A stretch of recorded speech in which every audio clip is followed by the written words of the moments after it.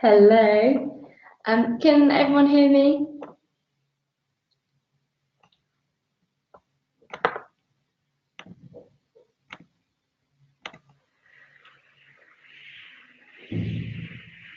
Just click the poll if you can hear my voice.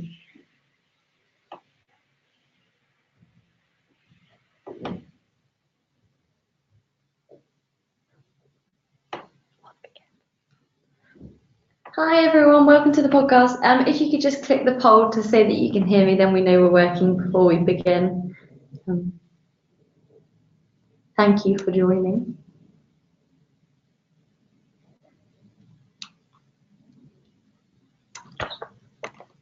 Okay, cool. We shall start.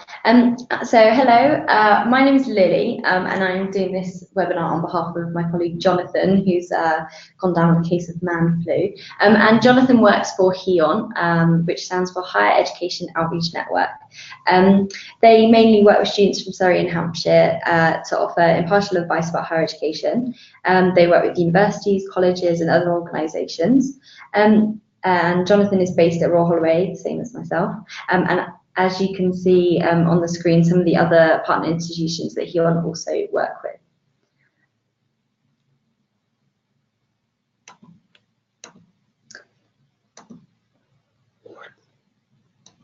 The aim of this seminar, we're going to revisit some of the information we went through on the last webinar on UCAS, as well as specifically looking at information regarding student finance. We'll cover how to make your choice of course, and briefly go back over some tips for writing personal statements, just in case some people still have personal statements to write, what happens when you submit your application, and some advice on clearing. We'll look at the student finance process and how it all works, including tips on making the most of your money. Two things before we start. We will have a Q&A session at the end of the seminar, so please save your questions until then.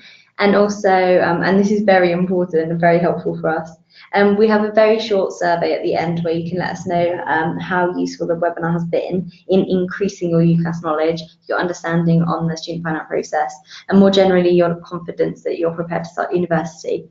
In this survey, we'll ask you for your postcode. Please make sure to provide this. We don't need your address, we just need your postcode, so as to know what area in the UK you're from, as it's important for us at HEON to know if we're working with young people from areas where historically people do or do not go to university. So when we get to the end of this webinar, which won't be very long, please don't forget the Q&A and the survey.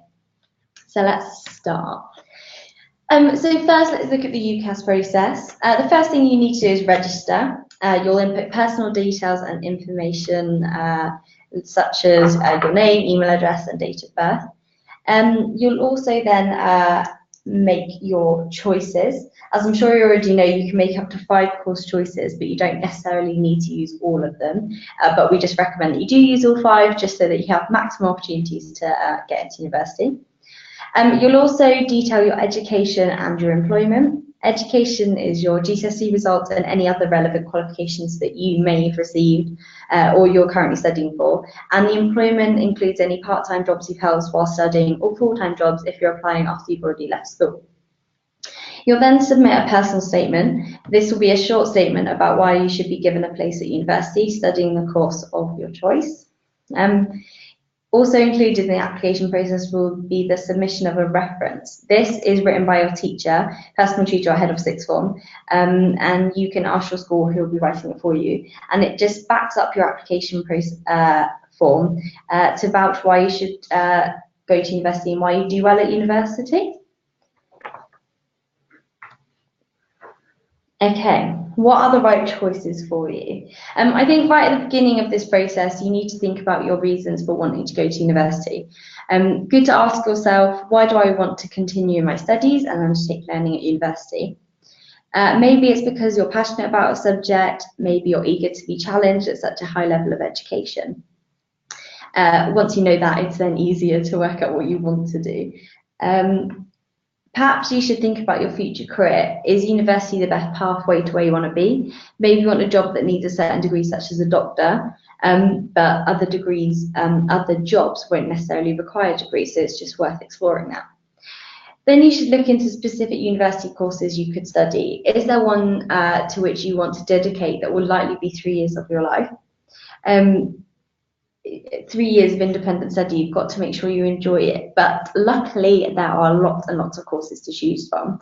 UCAS says there are currently over 50,000 courses in so many fields. So hopefully there'll definitely be something you'd be really interested in to be passionate about for 3 years minimum. And looking into university life, maybe have a look at what university students are studying, about what they're saying about their experience studying. You could have a think about what your spare time as a student would be like, what kind of social activities there are, and what facilities there are nearby universities. Think about yourself. Do you have any hobbies or interests that you'd currently do that you want to continue doing, or that you'd want to start doing at university? And looking to see that the universities you're looking at have them.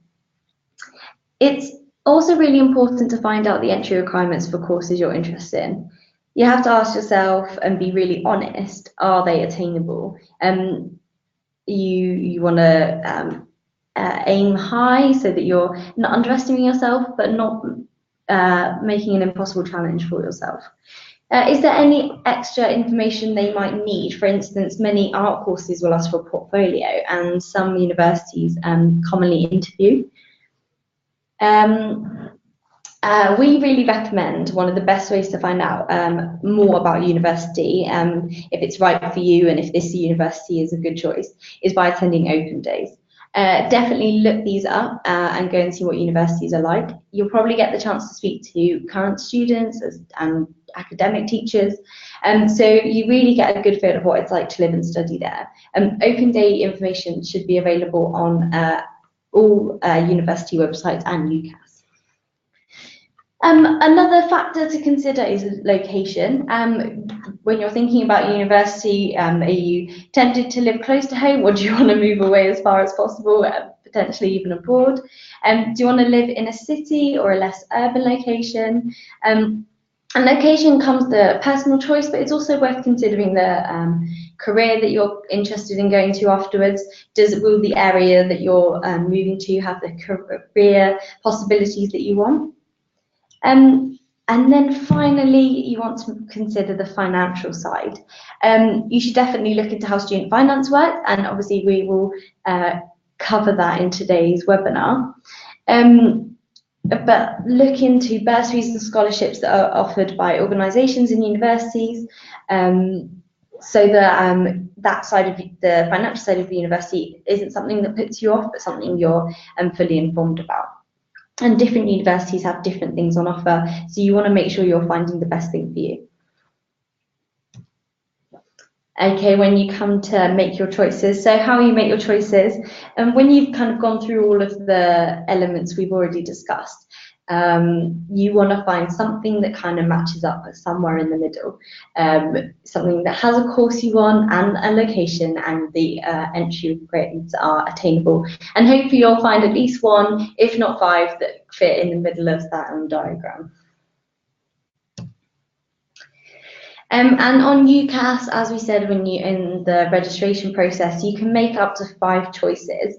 They can either be from 5 different universities, or you can pick several courses from the same university. So as you can see here, the example is history at lots of universities, or several courses at Surrey. The idea is that some people may feel really passionate about attending one university because they feel really at home there, and it's just like a really a nice place that they think they could study. And actually those courses are fairly similar, and if you were doing a history because you really loved ancient history, well then both courses have modules that you'd be interested in, then why not apply for both?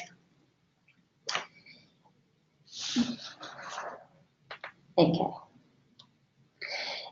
So your personal statement part of your UCAS process, very quickly look over it, because we don't want it to be a really daunting thing, but it's best just to know everything about it. The personal statement gives you a chance to put a stamp on your UCAS application, gives you a chance to stand out and and really put forward a case for why you, the university, want you, and what you have to offer. Because the rest of the application process is made up of your grades and scores, this is a chance to show everything outside of that academic work, like your personality and your passion. It's 4,000 characters, which includes letters, so it's really not that long. We say it's about 47 lines, so it should be just shorter than an A4 sided paper. You want it to be standout and different, but we also have noticed that in many people's efforts to stand out, they use the same cliche lines. So do some Googling before you start your personal statement to make sure you're not doing them. Be really positive and enthusiastic because it's the university's first impression of you. But if you are naturally passionate about your course, this will come across easily. But because it is short, you want to include everything that's really valuable and make sure it's to the point and concise. You can't have time to ramble. As a tip, I really suggest that when you're proofreading your statement, read each line out loud and assess whether it's really useful or not, and definitely make sure you get other people to read it so that they can say, actually, that bit of that sentence isn't necessary. It doesn't help you in any way. So what should you include in your personal statement? We recommend that your personal statement is split 75% around academic content and 25% extracurricular activities. In the academic portion, obviously you're not just listing your grades because that's already there, but you need to think why you want to study that course, what in particular interests you, and where did that interest come from. The admissions tutors who will be reading your form want to know what you know already. They don't expect you to be an expert, but they want to see that you have evidence, that you have a good understanding of your subject, and that you should be able to demonstrate that you already have some research or learning-based skills. You could, for instance, discuss some of your independent reading in your subject area. They just want to know that you're applying with the course and that you're going to stick to it because you do love it. So then in the 25% extracurricular section, this could include work experience, particularly if it can be linked to your course. That would be amazing. For instance, if you were studying politics and you've worked for your local council or MP, it'd be really good to mention that. But also unrelated work experience or extracurricular stuff is great too, because it shows you're a really all-round person. Also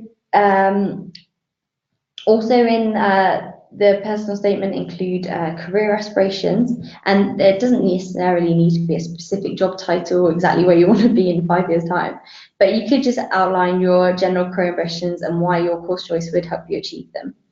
In the hobbies or interests, all experience is definitely useful.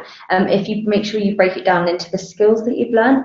For example, talking about your sports club, make sure to say being part of a sports club has improved your ability to work as part of a team, or volunteering to support younger students with their studies has improved your interpersonal skills.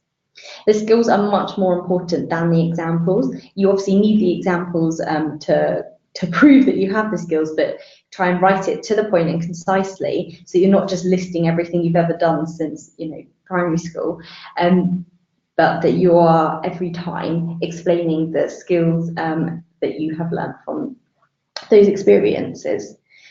In the last webinar, we went over how you might structure the personal statements. If you want to have a listen to this, go onto YouTube and type in HEON webinar. Very quickly, just have a look at some of the cliche statements I was talking about earlier that admissions tutors say they see all the time in the first few examples. So 1,779 people said from a young age, I've always been interested in.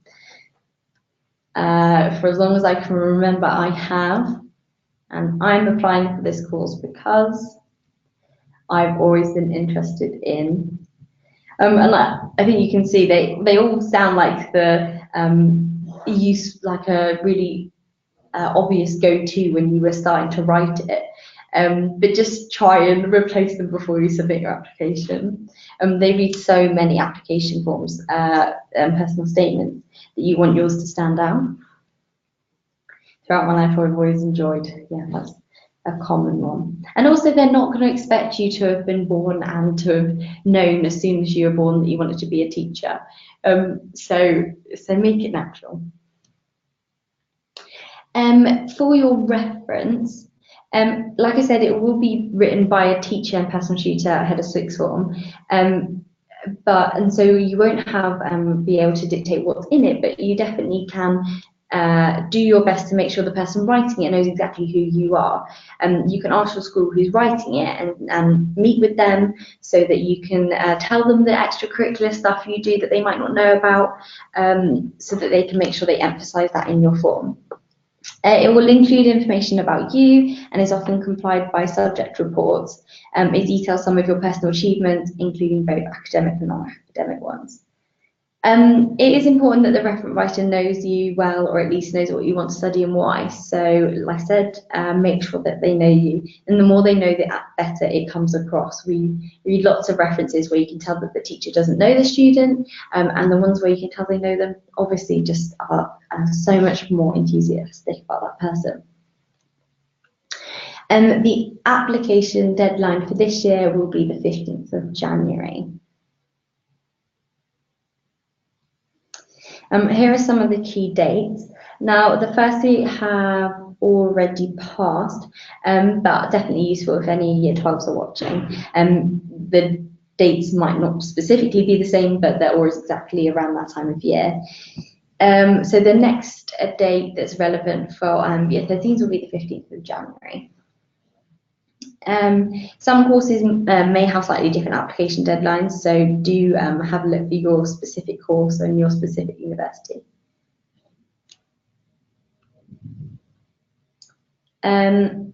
Results are released from July until August. The 31st of August is when adjustment closes, and we'll discuss adjustment shortly. And the 20th of September is the final date for 2019 entry. So what happens to your UCAS application when you send it off? So it goes from you to UCAS, just like any other kind of job application. You apply to a thing. However, with UCAS, they then send it on to all of the universities that you have chosen, and the universities send it to their admissions department, and these are dedicated departments that read through every application and make a response. The responses should take between 2 and 4 weeks, and they are then submitted back through UCAS Track. And once you've applied, you'll be able to access UCAS Track, where it will tell you updates on all of your offers. So it will tell you if they've given you a conditional offer, or if they've given you an unconditional offer, or if they need an interview or a portfolio before they can decide on what their response is. So a bit more information about this. So what does a conditional offer mean? The conditional offer means you have a place at university if you fulfill certain conditions, like attaining your A-level grades or BTEC grades, or by passing an interview. If you receive multiple conditional offers, you can make a firm choice and then an insurance choice. The firm will be your first preference, and then the insurance is your backup should you not fulfill the conditions of your firm. The unconditional offer means that you have been offered a place at university with no conditions, meaning that if you accept the place, that you are committed to that course at university. Unconditional offers are often given to students with excellent grades or exceptional talent. And then unsuccessful means that you have not been offered a place at university. Universities may send you feedback. If they don't, you definitely can request this from them.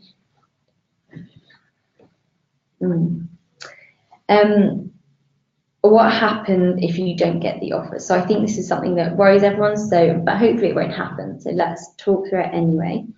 UCAS Extra. If you're unsuccessful with all 5 of the course choices that you've applied to, UCAS Extra gives you the option to have one more choice. This is available between February and July. And then we've got UCAS Adjustment on the right-hand side of this PowerPoint slide. If you achieve higher grades than those required by your firm choice, for example, they asked for BBB, but you got AAA. Adjustment allows you the chance to apply for a course with higher grades, and it's available after A-level results day. So if you expected to get lower grades and you were like, oh, I've done really well, and actually there's a university I thought of but I didn't think I'd be good enough for, that's when you call up that university to apply for a course. And then UCAS clearing in the middle. So if you don't hold any offers, or if you do not meet the conditions of your firm or insurance choices at results day, then clearing gives you a chance to apply for any available courses. It opens in July and closes early September. In this instance, on results day, if you've narrowly missed the grades you were hoping for, you should still check with the university whether they will still accept you. Sometimes they will if they say their requirement was BBB, but you got BBC. I would suggest you go onto the UCAS website as soon as possible on results day to check the status of your offer. Now, let's say your first insurance choice hasn't accepted you, then you can enter clearing.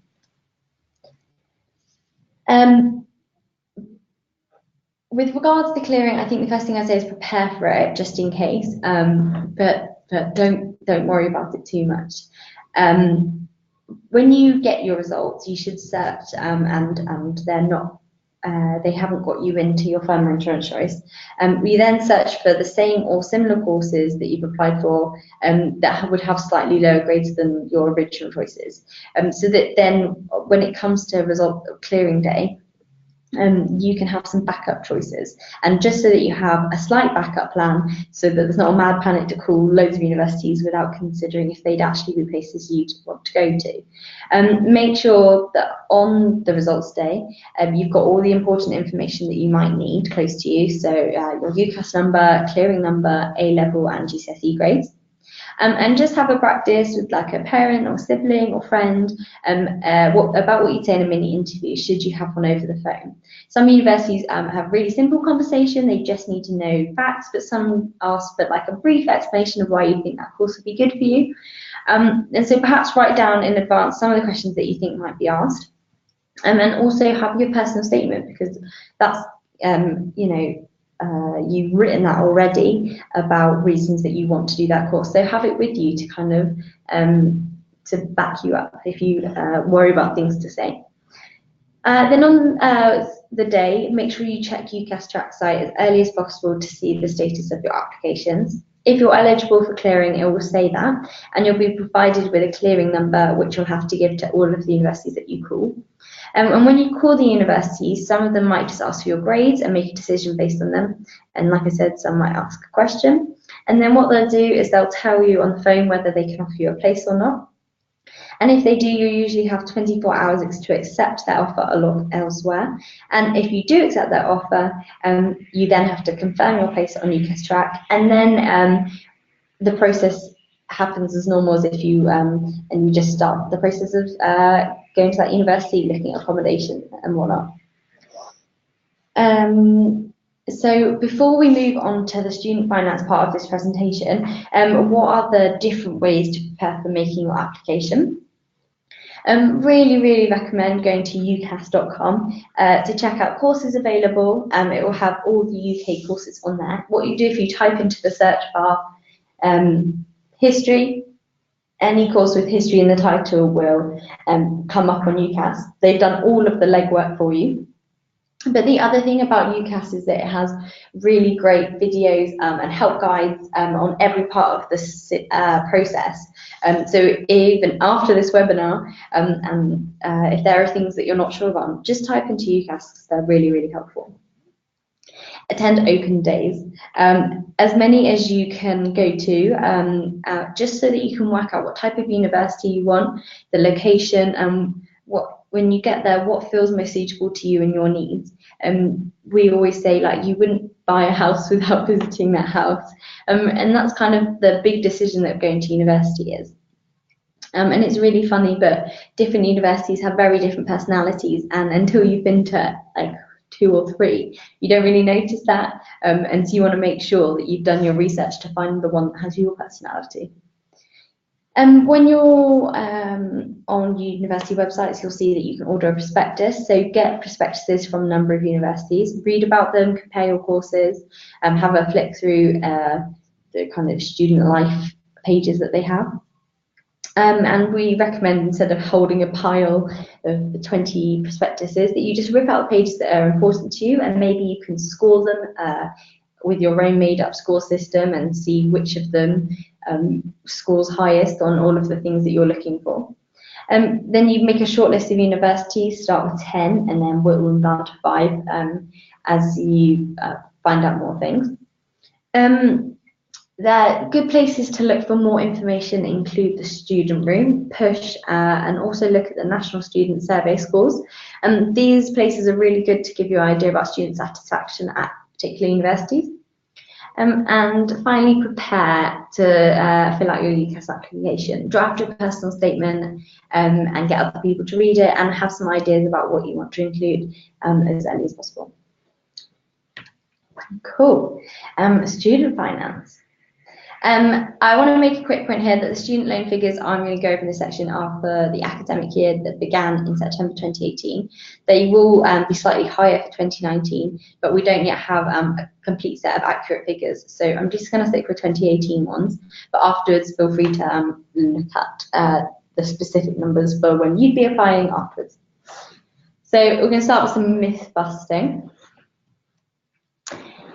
Myth or not, do you have to be rich to go to university? Of course not. There are tuition fee and maintenance loans available to help you with your studies. There are also plenty of scholarships and bursaries that the universities will offer you. And most students get part-time jobs available too. Most banks offer freebies when you open a student account. This is not a myth. Freebies come in the form of student travel cards for training coaches, Amazon Prime membership, discounts for online shopping, and even cashback. So the money saving expert has a really good article about all of the student loan banks and weighs up all of the freebies that you get. So have a look on there to see what he recommends. Everyone will receive the same amount of money. Myth. And we'll go over in a bit actually the different amount of maintenance loans that you can receive based on your individual household income. All your remaining student debt is wiped out after 30 years. This is not a myth. From the day you start paying back your student loan, you have 30 years and if after 30 years you haven't paid all of it back, that debt is then cancelled no matter how much of it is left. Okay, so let's look at student finance and what you need to know. Here are some important terminology.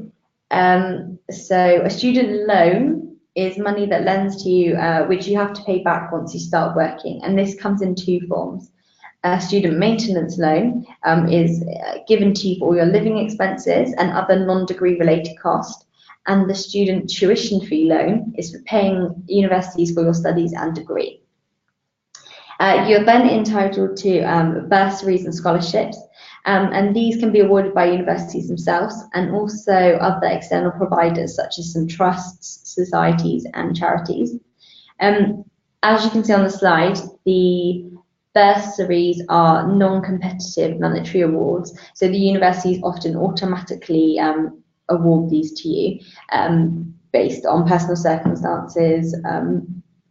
And then the scholarship is a competitive award that you can apply for, and that again is based on personal circumstances, but also maybe academic achievements, sporting achievements, or if you're studying a particular subject and that university is trying to encourage people into that subject and you're able to prove a particular passion. So there are lots of scholarships on offer, so we really recommend that you look at every university to see what they are offering. So just breakdown of the tuition fee loan. So for September 2018, the maximum tuition fee was from universities was £9,250. It's not based on household income. And then once you graduate from university, you then start paying back that loan as long as you're earning over 25,000. and it is paid when you get the loan throughout university. The student finance company give it the money directly to the university, so you never see the £9,250 in your bank account at the beginning of every year. But the maintenance loan is given to you every year. And this is to help you cover the cost of living at university. And it will arrive in your bank account in 3 sections, usually the beginning of term 1, term 2, and term 3. It will be given to you at times so that you can pay your rent or accommodation, and so that you don't spend it all in one go. They split it out over the year. And the same as with the tuition fee loan. Once you've graduated and you're earning over 25,000, you then start paying it back. So as I said, not everyone receives the same amount of money for the maintenance loan, and it's dependent on your household income. So this table just shows you the breakdown of how they decide that. So if you were living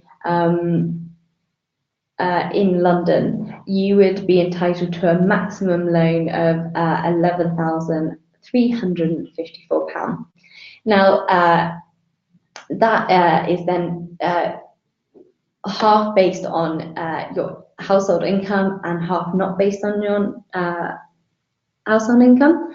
And depending on how high or low your household income is, depends on how much of that you're entitled to. So if you had a low household income, you would be entitled to the full £5,700, and then could choose how much of the other 49.8% you would want to borrow from Student Finance England. But as you can see, if you're not going to be living in London, if you're living elsewhere, then it's a bit lower. And likewise, if you won't be living at university, you'll be living at home and commuting, the amount you're entitled to is even lower.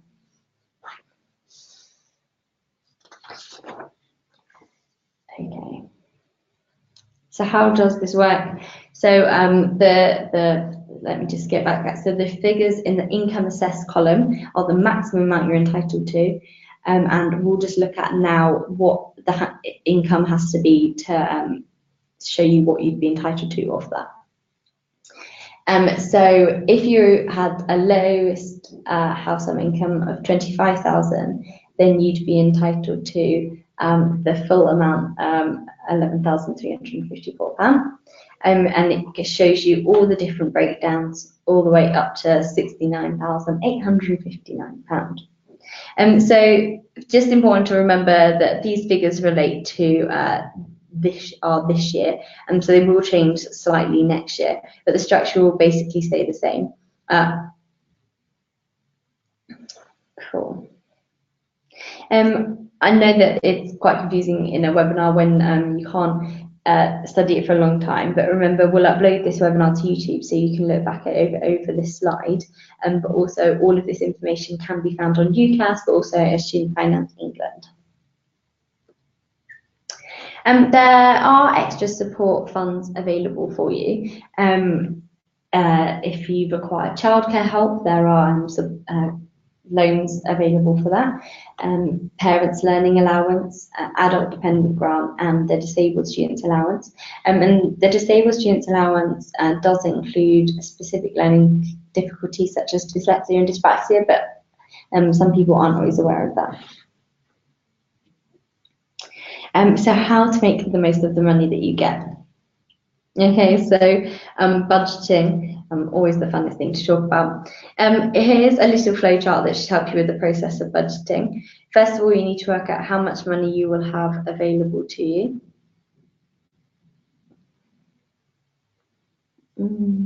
Oh, sorry. And then think about how long you're going to need that money for, so maybe the first year at uni.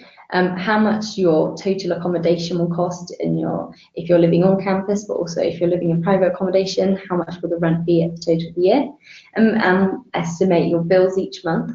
And then jot down kind of how much you think you'll spend on food, transport, and any course related things, maybe books or trips. Identify months that are busy, so maybe during exams because you'll be treating yourself to food to make yourself feel better, or Christmas because you'll be spending lots of money on presents. And then try and work out how much money you should spend in each month. And sometimes we recommend maybe having 2 bank accounts and only moving the money that you've allocated yourself into that second bank account.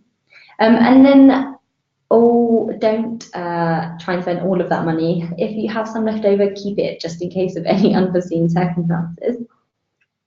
And do you think, is there anything you want to save up for? Maybe you want to take advantage of the long university summers to go travelling. And so once you've done all of that thinking, you have a budget, and hopefully that should support you throughout university so that you don't get any tricky situations. Like I said, make sure you have a separate bank account for your loan to be paid into. It stops you from being tempted to spend. It looks very exciting to have several £1,000s in your bank account, but if you had done your budgeting, you'll know that that money, when broken down into each month, actually won't be massive. So you need to make sure that you don't spend it all in one go.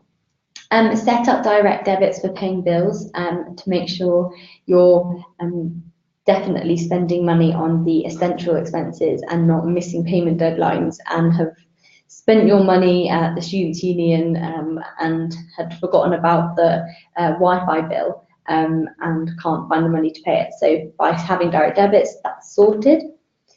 Keep a record of what you buy to reveal habits and trends in your spending, and this is something everybody needs to do, not just students, but thinking like, oh, you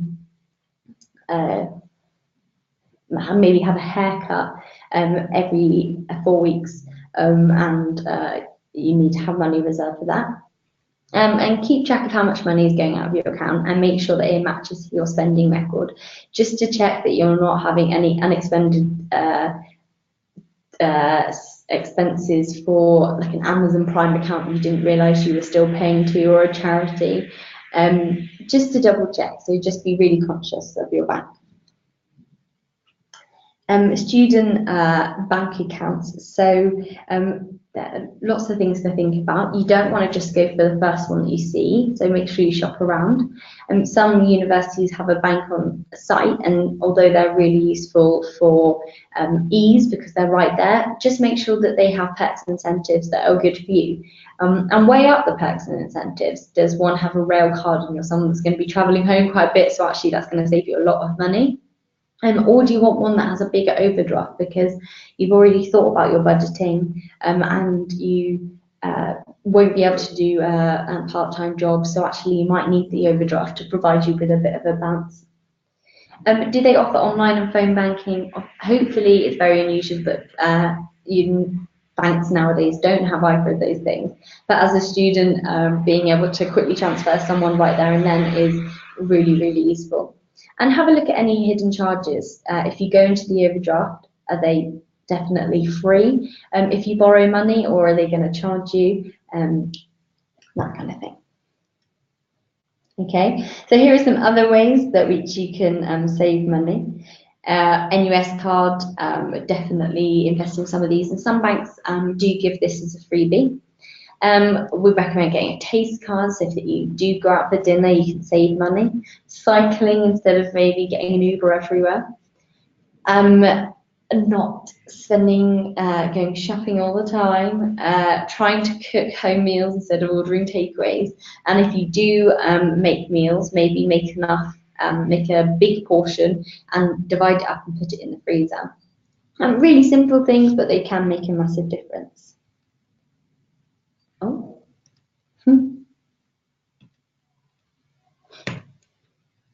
Get creative and make new things out of what you have. That's a good one. Okie dokie. And part-time jobs. They're a really good way to earn money while studying. Great for your CV, your skills, but also to give you maybe some needed money, but also some expendable cash, so that you don't feel guilty about going to a student's union or getting a holiday. Lots of universities have jobs that they provide for their students, working as an ambassador, working in the union bar or the on-site restaurant. Maybe you could get a post in the library or at the reception. And maybe you can get paid for things like refereeing sports games, being a lifeguard, and helping other students work, and maybe you can tutor people. Okay, so then this is the most obvious question. After you've worked out what money you get, you have to worry about how you're going to pay it back. When you're repaying a student loan, you have to repay both things, the tuition fee loan and the maintenance loan. And like we said before, this only you'll only find out about this from the April after graduation. And only then will you have to pay it back if you are earning over at least or over £25,000. So if you are earning, in this example, £29,000, you are earning £4,000 above the threshold. And of that, the money that you're earning above the threshold, they take 9% of that. And so in this example, by earning £4,000 over the threshold, 9% of that means that the person will be paying £30 a month. And then that £30 a month will go automatically from your paycheck, and you won't see it, and it will just be like another kind of tax kind of thing. So it's really discreet. And then from the moment of that first payment, you have 30 years, and after 30 years, whatever you haven't paid back will just be wiped.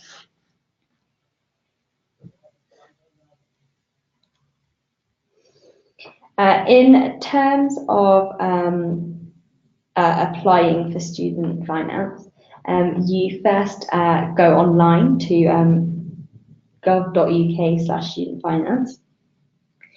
Apply as soon as possible. The application window is between January and May, and obviously student finance will be dealing with hundreds and thousands of students applying. So just to make sure that there's no problems in your application, just apply as soon as possible. And make sure you have sent off all of the correct documents necessary. Once you apply, they'll then ask for your parents' information and a declaration form. So make sure that you do all of those steps as soon as they require it, just so that you don't hold it up. When you are applying, these are the things that you need to know. To set up an account, you'll be asked for the university and course details. And obviously you won't have confirmed, might not necessarily have a confirmed university place. And this can be changed later, but I think they just want to know that you're honestly applying to university. Then you need to have some identification, a passport or birth certificate, your bank details of the bank that you want the money to go into, and your national insurance number. Then your parents have to fill in information about their household income, their taxable income, and their national insurance number. And once student finance have looked over this and approved it, they'll be sent a long loan declaration with details of the funding they'll receive, which you have to sign and then return. To find out more on all of these things, go to gov.uk/student finance, and there are information tabs there about how much and the repayment and all the things we've talked about today. Do some research from the university in the area. Maybe some universities will be more expensive to live in, but maybe you'll be entitled to a more loan. But ask students at open days actually how much it costs to live there, and things that maybe they didn't expect to have to pay for, such as transport. Use the student calculator to figure out your personal finances. Sometimes budgeting is quite hard if you've not done it before, so the student calculator is great. Read on lots of case studies of other students' experience of living on a budget, any tips they had for saving money, and go on websites like Money Saving Expert for tips on managing money. Money Saving Expert also has really good guides on how to pick your bank account and so on. Thank you so much for listening. So we've now come to the Q&A part of the webinar. If you have any questions you want to ask, I'll see if I can answer them, so please write them now.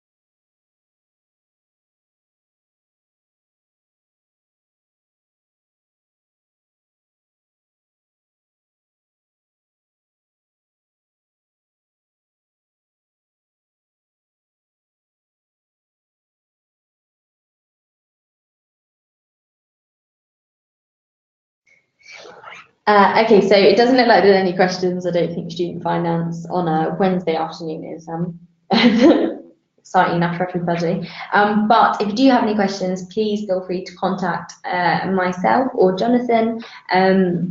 But before we go, like I said at the beginning, we do have a little survey, so please can you fill that out? And also, just to make sure you know to go on to the HEON website to find out any more information and get any additional information, or even to watch the webinar again so that you can get the slides on the finance breakdown.